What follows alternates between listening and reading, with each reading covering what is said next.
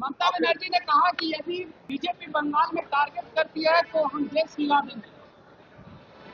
देश हिला देंगे यानी आतंकवादी बन जाएंगे।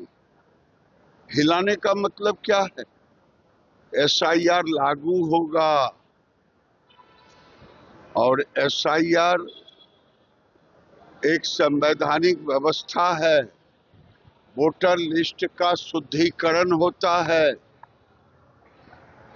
इसलिए वो तो होगा।